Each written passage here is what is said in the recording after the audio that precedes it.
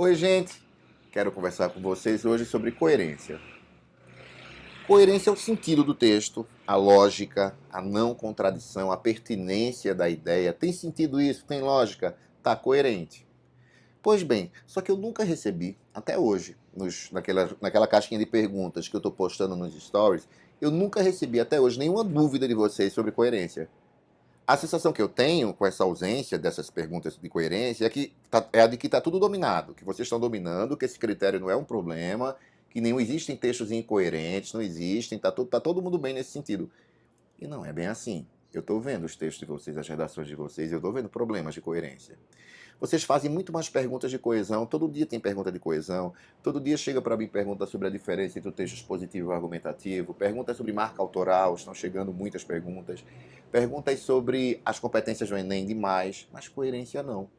Eu queria que vocês pensassem sobre ela, porque vamos lá, eu entendo, coesão talvez seja a pergunta mais comum dos meus dias aqui dessa caixinha de dúvidas. Vocês ainda vão ter esse GTV de coesão, tá? Só que quando vocês cometem, deixa eu falar um pouquinho dela então, da coesão, quando vocês cometem um deslize de coesão e o corretor aponta e marca no texto, você entende. Dá para você estudar, entender o que aconteceu e não reproduzir na próxima vez. O corretor marca conectivo inadequado para o contexto. Essa conjunção não estabelece a relação semântica de oposição que você queria, está errada. Aqui, por exemplo, houve repetição de palavras, esse anafórico está esquisito, esse sinônimo está impreciso e você concorda. Putz, é verdade, fiz merda. Esse sinônimo não é o melhor, esse sinônimo está inadequado. Então você próprio consegue entender quando o corretor critica os problemas, critica a coesão de vocês apontando os problemas. Tudo bem? Por quê? Porque a coesão ela é mapeável, a coesão ela é concreta. Você mapeia, você aponta, não tem como o aluno contestar, o enunciador, vocês aí contestarem o que o corretor disse sobre os problemas de coesão de vocês concordam com ele, vocês querem só melhorar, né? Vocês querem acabar com esses problemas. Mas a coerência não, ela é mais trabalhosa, porque já que a coesão ela é concreta, a gramática também é concreta. Né? Perceber se você cometeu desvios da norma padrão, tá lá, ó, a crase aqui tá inadequada, aqui não se usa o acento grave, houve um erro de regência verbal aqui. A gente consegue detectar, vocês conseguem perceber, porque é concreto, porque é material, porque a gente mapeia, porque na coerência não. Como eu disse no começo desse GTV, ela diz respeito ao pensamento, ao sentido, ao campo semântico, ao campo das ideias. Quantos de vocês dizem para mim, Aníbal, recebi minha redação, não tem incoerências. Eu não percebi que eu cometi incoerências. Mostrei para minha mãe, a minha mãe também concorda comigo e a corretora tirou muitos pontos de coerência. E aí, ela não é mapeável como acontece na coesão e em outros critérios. Então, acho que a gente precisa conversar sobre ela. Além disso, ela está presente em vários critérios de correção. Não só no critério dela, né? Não só não está presente apenas a coerência. Coerência aqui, não só. Mas ela está indiretamente, ela entra em outros critérios. Por exemplo, na FUVEST, na VUNESP, tem o critério coerência na grade de correção. Coerência, beleza. Mas entra também a adequação à proposta. Se você não tangenciou a discussão, se você não dialogou com os textos de apoio de uma forma correta, você perde ponto em coerência também. Coerência entra lá, não está escrito o termo, mas está lá por dentro. Está incompatível aqui, não rola. O que você escreveu aqui não está rolando com o que a banca exigiu nos textos de apoio. Ou se você fugiu do gênero também, era para escrever a dissertação, seu texto estava demasiadamente narrativo, está incoerente. Houve uma inadequação no que toca ao gênero, não está incompatível com o gênero exigido. E no Enem a coerência entra em 3 competências. Na competência 3, que é a dela, argumentação e coerência entre os argumentos. Na competência 2, que é compreender a questão posta em debate, é não fugir do tema e dialogar com as outras áreas de conhecimento. Ou seja, as intertextualidades que você vai arrolar tem que ter relação com o tema, senão fica incoerente. E entra na competência 5, nas propostas de intervenção. As propostas precisam estar em sintonia, precisa haver harmonia entre o que vocês vão dizer ali. Elas não podem ser estanques, desconexas. Então, o significado, a lógica do que você está propondo, enfim, tem que dialogar ali no final. Então, em 3 competências, vocês percebem a força e a existência da coerência. Vamos ver os tipos, para depois eu mostrar um textinho para vocês, tá? Olha isso. Então, isso acontecia muito no começo do ano, eu falava da coerência interna. Hoje eu não vejo grandes problemas hoje dos meus alunos de coerência interna. Ou seja, vocês não cometem hoje em agosto, né? Indo para agosto, incoerências internas. No começo do ano, sim. Eu vou lembrar vocês agora. Quando é que ocorre uma incoerência interna? Quando vocês apresentam uma informação, quando o texto de vocês, quando as informações do texto se contradizem, quando vocês usam informação e depois desdizem essa informação dentro e interna, dentro da própria redação. Ou, agora, quando acontecia isso no começo do ano, vou contar. Quando vocês escreviam informação na introdução e não desenvolviam, esqueciam de falar sobre ela no desenvolvimento. O corretor ficou esperando, ficou na expectativa de você aprofundar o que você apresentou lá por cima. Isso não rolou embaixo, está incoerente. O que você prometeu na tese da introdução não foi explorada no percurso do texto, não está batendo o que disse, o que você explicitou na introdução com o que você escreveu mais abaixo. Então precisa bater, precisa ter essa relação. E incoerência interna ainda, quando vocês escreviam para temas bilaterais. Eu fiz vários GTVs sobre isso, sobre tema bilateral, para você não ficar usando prós e contras. Quem quiser saber qual é o IGTV certo, manda mensagem no privado que eu digo, você acha isso? Quando a gente falou sobre os temas da VUNESP. Então, muitos de vocês no começo do ano faziam uma redação inteira, quando o tema era bilateral, tinha prós e contras, e tomavam partido só na conclusão. Eram 4 parágrafos, durante 3 vocês ficavam em cima do muro, aí na conclusão você tomava partido. Ou seja, durante 75% do texto eu não entendia qual era a tua opinião. Você sustentava muito bem o lado de cá, muito bem o lado... Mas não, e aí? Tá havendo uma contradição aqui. Você é a favor ou é contra? Aí o indivíduo tomava partido só no fim, a pessoa que se posicionava só no final, durante quase a redação toda, e aí durante o texto inteiro vocês perdiam pontos por conta dessa incoerência. Essa dificuldade de vocês se posicionarem. E fiz vários GTVs sobre isso. Acontecia muito. Aí depois que a gente conversou sobre a ressalva, eu expliquei, usa o embora aqui, ouça o outro, legitime o discurso do outro, mas com pé fincado na sua tese. E aí fui mostrando para vocês como é que seria possível de apresentar os dois pontos de vista, mas sem ficar em cima do muro, sem haver essa incongruência, essa incompatibilidade. Coerência externa, isso daí é mais difícil, vocês cometerem incoerências externas. Aí eu fico mais seguro, fico mais tranquilo. Meu medo era, no começo do ano era o número 1 e o número 3 até hoje. A incoerência interna eu tinha muito medo por conta disso, né, dos prós e contras, da contradição lá. Mas externa não, quem comete incoerência externa é mais político. É quando você apresenta informação na redação que contraria dados da realidade, contraria a rua externa. Informação errada. Dizer que a Covid-19 é uma gripezinha. Isso está errado. O que está acontecendo contraria dados da realidade. Então, quando você apresenta uma informação incompatível com a verdade, uma estatística errada, se eu apresento uma estatística, aí eu abro o manual do IBGE, que está externo, fora a prova, abro o jornal, eu pego a Folha de São Paulo, vejo o jornal, vejo aquela informação está errada.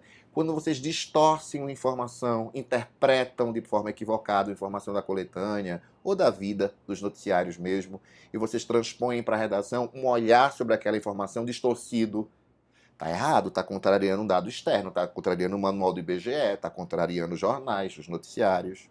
Essa eu fico mais tranquilo, essa 2. Mas a 3 até hoje me dá um pouco de insegurança. Eu preciso conversar com você. Por isso que eu estou fazendo esse GTV. Mais por conta desse grau de sustentabilidade. Por quê? Aconteceu semana passada. Alguns alunos receberam redação sobre a cultura do cancelamento e reclamaram da correção, né? Aníbal, a corretora, e a correção é muito minuciosa dela, a corretora faz muitas observações, vários parágrafos, a corretora escreve vários parágrafos, dentro dos parágrafos, num programa que ela tem online, que você aperta e aparecem comentários. E muitos alunos disseram para mim, eu não cometi incoerências, meu texto tem sentido, está tudo lógico, não tem incoerência interna, não tem incoerência externa. Por que a corretora tirou ponto de coerência mesmo assim? A implicância? Não. Vamos falar agora do grau de sustentabilidade. Vocês não perdem pontos apenas quando vocês se contradizem. Também, mas não só. Se as ideias que vocês apresentam na redação elas têm baixo grau de sustentabilidade, ou seja, eu estou falando de comparação entre ideias. se existem ideias mais sustentáveis do que outras ideias, vocês também perdem ponto em coerência, mesmo o texto estando coerente. Nossa, isso daqui tem lógica, mas o grau de sustentabilidade é baixo. Não é tão defensável se o. Vou dar consigo, deixa eu ver se eu dou um exemplo aqui. Eu lembro que alguém escreveu como consequência do desemprego suicídio. Talvez tenha lógica. Eu lembro como se fosse hoje. Talvez isso tenha lógica.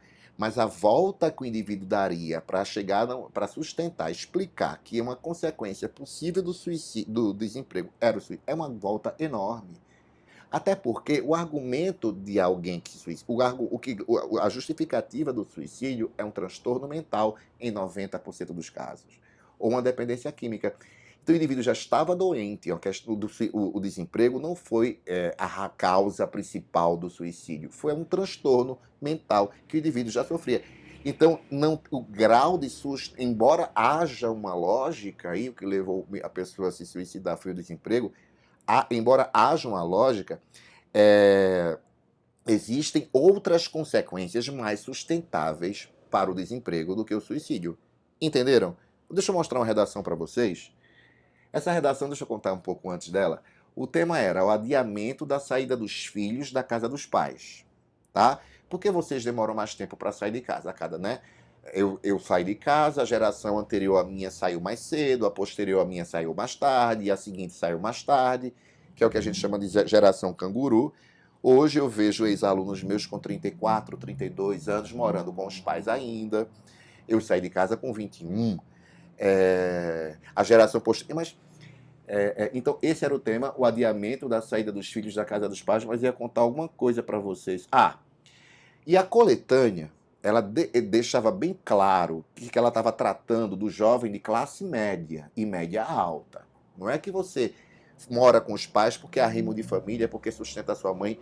Não era essa a informação presente na coletânea. Todos os textos de apoio falavam que o garoto reformou o quarto e colocou o quarto na piscina para ter uma entrada por trás da casa, e assim ele teve uma maior liberdade, não precisou sair de casa para poder ter autonomia. Então falava de jovem de classe, porque quando a gente se depara com temas assim, a gente precisa ver de que classe social se fala, tá?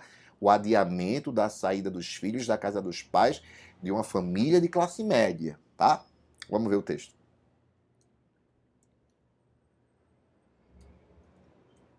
Ih, travou? Calma, eu volto para cá que vai. Pronto.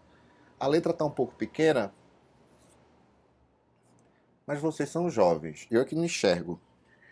Chega mais perto. Ficando com os pais. Letra boa, né? Dá gosto. Um corretor cansado, imagina. Um corretor com 800 textos para corrigir. Uma letra dessa fica bem humorado.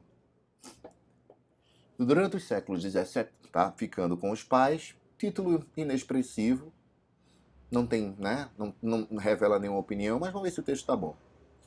Durante os séculos XVII e XVIII, a época dos engenhos da cana-de-açúcar e café no Brasil, a sociedade foi marcada pelo patriarcalismo, em que a figura do pai apresentava grande importância diante do restante da família e da sociedade. Ele era considerado o chefe dela. Olha o dela retomando família, muito bom. Às vezes não tem sinônimo, é melhor recurso. E cabia a lhe, olha o lhe retomando pai, cabia a ele, cabia a lhe, pronome oblíquo retomando, né? Não precisa colocar do progenitor, sinônimo aqui, apesar. Vamos ter aula de coesão mais pra frente. E cabia-lhe autoridade e responsabilidade de cuidar da sua família. O que era muitas vezes feito com rigidez e violência, para garantir que as suas ordens fossem cumpridas. Isso gerava conflitos familiares, uma vez que esposas e filhos não tinham liberdade de decisão. Por esse motivo, os filhos queriam sair de casa, queriam sair logo que pudessem, em busca da liberdade. Beleza, contextualizou, fez um panorama histórico, explicou que no passado os filhos queriam sair de casa rapidamente para ter liberdade, o pai era carrasco. Beleza. Agora vai fazer a ponte para o tema que é o presente. Tem que fazer a passagem. Vamos ver como termina. No entanto, uma adversativa para ir para agora, a realidade atual é diferente. O adolescente procura demorar mais tempo na casa dos seus pais.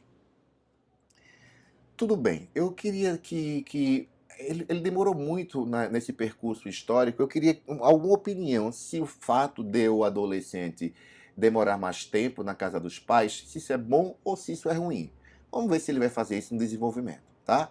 Até agora tá tudo coerente, já que a gente está priorizando a análise da coerência hoje. Um dos fatores que adiou a saída dos filhos foi a melhora da relação familiar, que ocorreu por meio da liberdade de expressão dentro da família.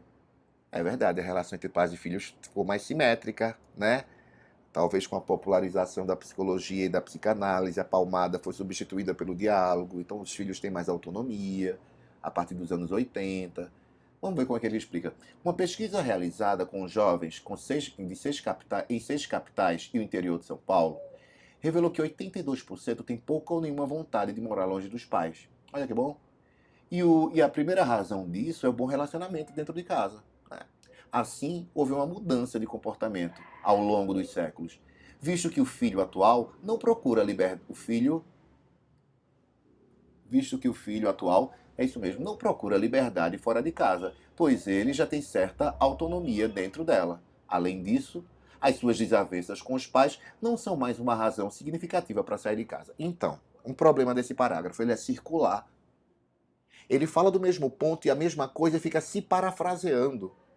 Tem sentido, tem lógica, mas o tempo todo, tá, já disse isso, e ele explica de novo o que ele já explicou. Não existem desavenças, já falou lá em cima, aqui no comecinho do parágrafo, da segunda linha. A relação entre pais e filhos melhorou, já falou, 80 e tantos por cento não querem sair de casa, segundo a pesquisa. Aí ele se repete, ele não amplia os tipos de comentário. Não diversifica os tipos de comentário, fica batendo no mesmo ponto que a gente chama de texto de parágrafo circular. Né? Parece bolo. Roda, roda e não sai do lugar. Outro problema que eu sinto nesse parágrafo é: não tem opinião? Tá, os filhos não querem, 80 se dão bem, isso é bom? Isso é ruim? Não tem o olhar dele sobre essa informação. Ficou um texto expositivo isso aqui, esse parágrafo. Tá, mas qual a tua interpretação? Porque quando eu li isso aqui e vi que os filhos não brigam, as desavenças quase não existem, né? Existe uma simetria nas relações, elas são mais horizontais entre pais e filhos, lindo. Mas eu fiquei pensando, mas pra sair de casa tem que ter barraco, tem que ter porrada, tem que ter conflito, sabe? Você não sai de casa só porque existem conflitos. Você sai de casa porque você quer ter a sua autonomia, construir a sua individualidade, saber quem você é, saber se você gosta do lençol colorido, de florzinha ou do lençol branco, se você gosta de fazer supermercado para um mês ou por semana, se o que vai ter na tua geladeira. Construir a tua persona. Eu senti, é para isso que a gente sai, então, né? Não é apenas assumir responsabilidades, é importante. Talvez, às vezes, eu conheço pessoas com 30 anos morando com os pais, vivendo uma cultura de hedonismo, porque o pai ainda banca tudo, e uma cultura do prazer, talvez, enfim. Bora pro próximo. Outro fator, tá bem amarradinho, viu? A coesão tá bem boa. Agora outro fator, tô gostando. Outro fator é, então, esse parágrafo, gente, que é o da... Me lembrei agora. Esse parágrafo que é o da coerência. Que adiou a saída dos adolescentes e, pá... Não sei se ele já falou adolescente lá em cima, hein, gente? Eu esqueci, tá? Não é adolescente. Houve uma imprecisão aqui. Eu acho que ele quer evitar repetição de palavra, usou a palavra errada. Adolescente é dos 12 aos 18. E, dependendo do assunto, até 21. Mas eu estou falando de jovens adultos. Né? Adolescente não sai mesmo de casa. Não vai sair com 15 anos. A gente está falando de jovens, filhos, pais jovens, e não adolescentes. O termo está inadequado. Outro fator que adiou a saída dos adolescentes foi o conforto que eles têm na casa... Então, presta atenção, gente. Vê, concentra aí. Foi o conforto que eles têm na casa de seus pais. Além da moradia, os pais, eu poria estes... Retomando pais, para evitar repetição, vocês estão vendo nesse parágrafo que tem muito pais. Os pais fornecem comida, roupa lavada e utensílios eletrodomésticos gratuitamente. Baixo grau de sustentabilidade, é isso. Tá coerente. Mas precisa falar que os pais oferecem utensílios eletrodomésticos gratuitamente? E ele continua nessa história do eletrodoméstico. Vejam só. Se o adolescente morasse sozinho, ele teria de gastar seu dinheiro e seu esforço para realizar todos esses serviços por conta própria e provavelmente não os faria tão bem como é feito na casa de seus pais. A comida não seria tão gostosa. Não dá, gente. Baixo grau de sustentabilidade. As roupas não seriam tão limpas e a disponibilidade de eletrodomésticos, sério? Entenderam que está coerente, mas o grau de sustentabilidade é baixo? É isso que eu estou mostrando para vocês. E a disponibilidade de eletrodomésticos não seria tão grande. Assim, o adolescente prefere, não é adolescente, prefere economizar dinheiro e permanecer na casa dos pais a tentar morar sozinho de uma forma não tão confortável. E ficou não sei quantas linhas explicando o óbvio, esclarecendo o óbvio, chovendo no molhado, de novo, parágrafo circular. Aí depois tem, a maioria dos pais também não fazem objeção à permanência dos filhos, pois lhes servem de companhia. Única informação nova que eu estou vendo aqui, ó, a solidão paterna. Né? A presença dos filhos afasta a solidão, diminui a solidão dos pais, né? Que às vezes as famílias diminuíram, né? Como nos anos 70, 60, famílias grandes, minha avó teve 15 filhos. Então isso ajuda a driblar a solidão dos pais. Única informação nova desse parágrafo. Próximo parágrafo. Além disso, bem amarradinho, aspectos socioeconômicos também interferem no prolongamento da estada. A dificuldade de arranjar um bom emprego atualmente impede que adolescentes recém-inseridos, informação nova, no mercado de trabalho, né? A dificuldade de arrumar um bom emprego, é caro sair de casa, né? De arrumar um emprego, tenham condições de sustentar sua própria casa. Os baixos salários não são suficientes para gerar estabilidade financeira, que é o que muitos adolescentes procuram, não é adolescente, antes de sair da casa de seus pais e até mesmo antes de se casarem. E está associando a saída de casa a casar. Não havia isso na coletânea, não falava de sair de casa para casar, sair de casa para sair de casa. Morar só, morar com alguém, dividir com amigos. A coletânea deixava isso muito claro. Não é sair para o casamento, porque quando há uma saída para o casamento, a família aceita mais facilmente, né? Falando classe média, média alta. Ah, eu vou sair para me casar com 24 anos, 25 anos. A família faz o casamento, faz a festa, dá até o apartamento, né? Mas aqui, mas quando você tenta isso com 24, 25, a família muitas vezes, não raro, não vou generalizar, a família não gosta. Eu faço uma reforma do seu quarto, fica aqui, mas aqui você tem tudo. E tem esse tipo de chantagemzinha. Conclusão. Portanto, a mudança da estrutura familiar ao longo dos séculos gerou uma mudança, né? A mudança gerou uma mudança, coesão aqui, probleminha de repetição, no comportamento dos filhos. Atualmente, eles preferem permanecer na casa dos pais, mesmo sendo adultos, pois lá tem conforto, mantém um bom relacionamento com os pais, com eles, né? Com a família, podem economizar dinheiro até obter estabilidade para sustentarem suas próprias casas. Ou seja, é um texto expositivo, eu não sei se isso é bom ou se é ruim, pelo visto, né? Eu estou deduzindo, inferindo que ele é a favor da permanência, tudo bem, mas precisava de uma ressalva. A dependência emocional que se cria, que se constrói quando você passa muito tempo morando com a família já adulto, ou dificulta o autoconhecimento. Eu acabei de falar, quando a gente sai de casa, não sai porque tem conflito, sai porque a gente precisa sair, porque é bom assumir responsabilidade, porque é bom a gente se conhecer. Quem sou eu? Como é que eu quero que seja a minha casa? Quem são as pessoas que vão frequentar a minha casa? Como vai ser o que vai estar dentro da minha geladeira? Então, assim, eu senti um texto muito expositivo, muito reportagem, em que ele não se posiciona claramente. Eu percebo uma tomada de posição aqui pelas minhas deduções, pela minha criatividade, isso não pode acontecer. Mas entender o que é baixo grau de sustentabilidade está coerente. Os filhos das casas dos pais têm eletrodomésticos de graça. Vá, tá? Então, quando vocês receberem, vamos conversar mais sobre coerência, porque ela é muito, como eu disse no começo do GTV, muito abstrata, ela é mais nebulosa, ela não é mapeável, ela não é concreta como é a coesão. Ela não dá para apontar tão facilmente assim. Por isso que, às vezes, mesmo o texto de vocês sendo pertinente, tendo lógica, tendo nexo, tá tudo certo, com sentido, vocês ainda perdem ponto nesse quesito. Tá bom? Beijo, beijo, beijo. Até amanhã.